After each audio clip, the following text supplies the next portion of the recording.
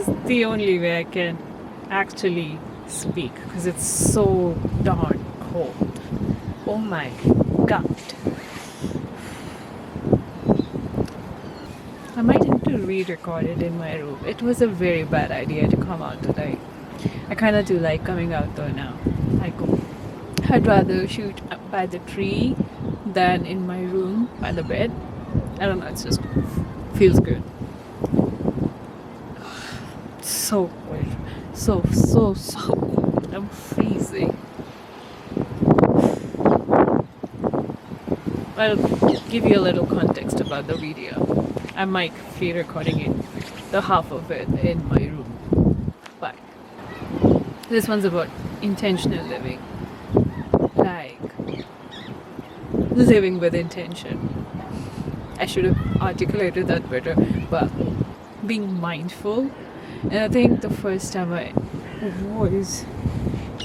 ever encountered the idea of being mindful was when I read this book, Ikigai.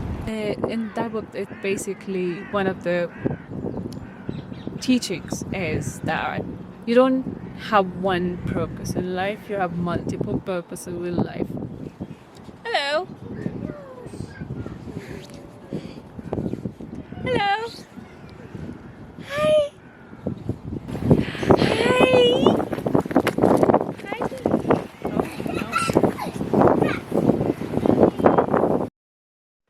Okay. Hello.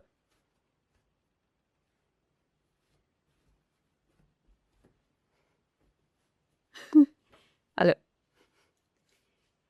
Oh God, it was really nice in the park. I did stay for like 10 minutes and then I went back. Came back home.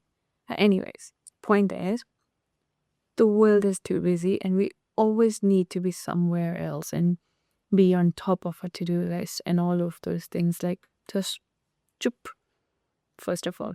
Second of all, be here right now. I mean, your life is passing by and you're not even looking at it. So, thumbs up.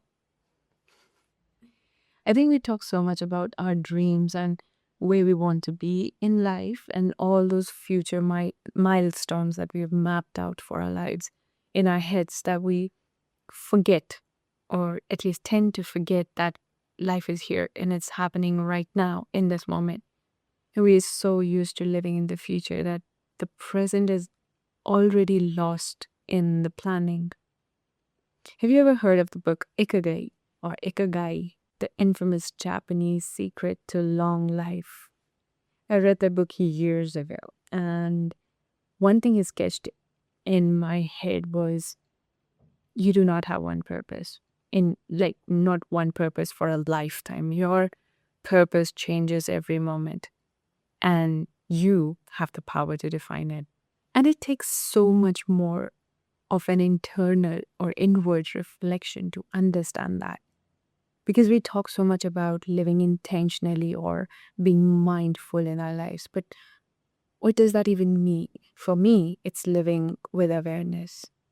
And something that I started doing was quite literally asking myself, what do I want in this moment? What do I want, like, right now? And out loud, I would ask that question to myself. How do I feel in my body? Is it too spiritual for you? No, wait, it's biology. Your brain is so stimulated with everything that needs to be done or is happening around the world or around you that peace feels unfamiliar. No thoughts feel scary, and lack of adrenaline causes panic due to lack of chaos. But you don't have to go on a trip to just wind down, you know that, right? It can be just while putting the laundry away or folding your clothes or doing dishes, just being mindful of your actions in those moments. Because why on earth are you thinking about your to-do list while you're doing the dishes? You're already doing something that is on your to-do list. So why are you thinking of your next task already? Like, come back, stay here in the present, here right now.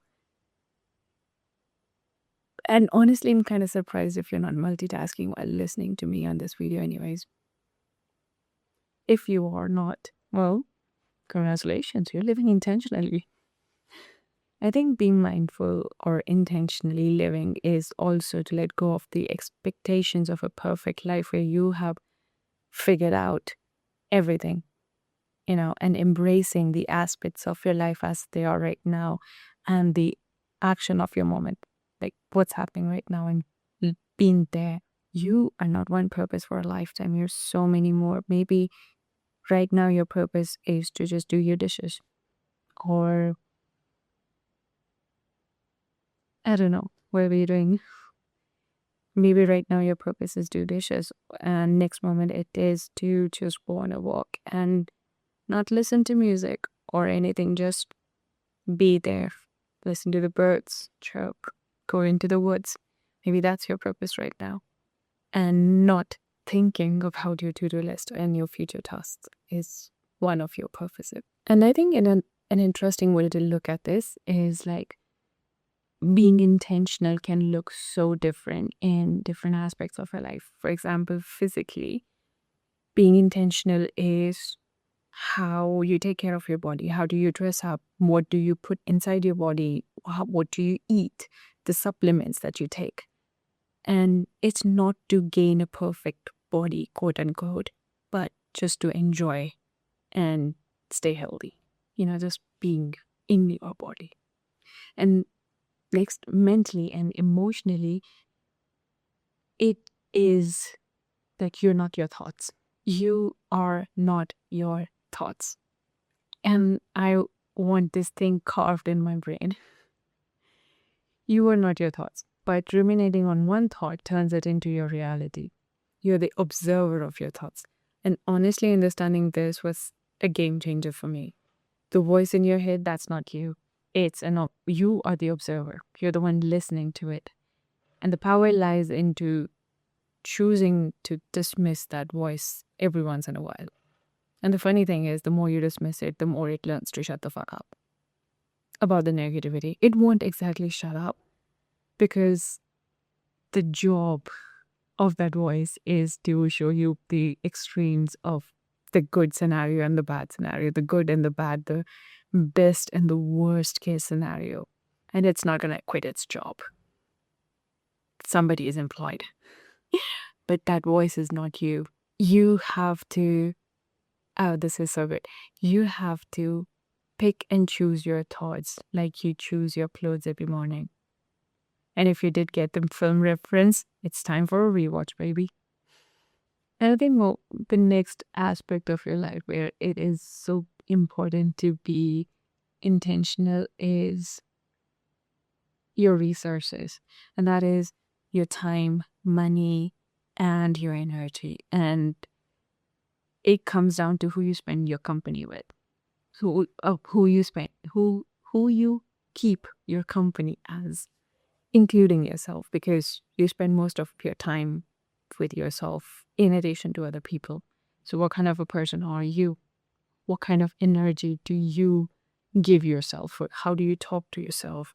And being intentional in your friendships and your relationships. What kind of energy do you surround yourself with? And being intentional with money. Those are your main three big resources. And if that means that you need to let some relationships or some friendships fall apart for the sake of your own sanity and peace, I think it's a good choice. Especially the friendship that only take from you. You need to stop watering dead plants. You need to stop watering dead relationships and nurture the ones that nurture you back. And it's not selfish. It's an energy exchange. I have an example for this. I recently started getting an ache from watching reels, like a major ache. I catch myself watching reels and I'm like, oh. And it's funny because that is my biggest coping mechanism. Like dopamine hit, because after editing and doing all that client work and blah, blah, blah, all I want to do is a 3-hour doom scroll in the most idle position ever. But now I have an ick. Like it's actually weird because it is, yeah, I can't explain it. It's just, I think you mentioned this before on one of my videos about this, but does it mean that I've stopped doing it entirely? No. I wish, but no. But what I did do is like, I'm more intentional of what kind of content am I consuming? How long am I watching reels for? I think now my screen time has gone for Instagram and reels way less than it used to be. The idea is to be present. I think that I've repeated that sentence so many times. It's funny. And I feel like this is why I love to go back to that tree every other day. And probably will start recording more videos about the tree. It all comes down to being here. Be here right now. Don't let your thoughts tell you what to do. Be mindful and intentional with your thoughts. You can control them. And you know that saying, right? Your mind is an excellent servant, but a terrible master. And once you do learn to control your thoughts in the mundane moments, like, cleaning your room, you are one step closer to actually living intentionally, which is a big win with our overstimulated brains. And I think it's so much more important to sit with that discomfort at first, and the discomfort of, what am I thinking now? What am I doing? Wait, what's going on? You start thinking of the future and all the things that you need to achieve. Oh my God, I'm 23 years. Oh my God, I'm 35 years old. I need to do this. I'm 25. I need to be financially stable, blah, blah, blah. I don't know. Whatever you're thinking. Stop thinking that. You are doing your dishes. Don't think about that right now. Think about that when you are looking at your financial spreadsheets. It's not easy. It's easier said than done. But that's how you rewire your nervous system. That's how you rewire your brain. That's how you master your brain. But you have to sit in that discomfort. It is not going to be easy, and you have to catch yourself doing it. Master your thoughts. Ultimately, it comes down to that, I think. So honestly though, please tell me, what were you doing while watching this video? Were you on your phone? Were you had 5 more tabs open and looking at something? Or was your Amazon cart out and you were adding things to your basket? What were you doing? Because I'm really impressed if you were looking at my face while watching this video. And kudos. Anyways, a little self-promotion. I write short stories and some essays on Substack, and I want to get more into doing that. And I would really appreciate if you guys go and have a look on my Substack. It's called Scrapbook, and the link is in the description box, and I want you to point out, like, in the description box. And if you like them, please tell me, email me, contact me, text me. And I love to read all your text messages that I get. Not text messages, it's called DMs. Slip of tongue. So if you want to talk about on YouTube, please go ahead, read my Substack. Some short stories there, some letters, some advices from strangers, some cafe thoughts and stuff like that. It's good read. It's called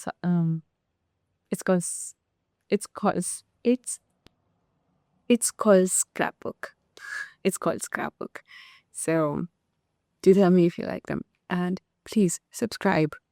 Why are you guys not subscribed? It's 70% of my audience is not subscribed. Please subscribe. Please, pretty please.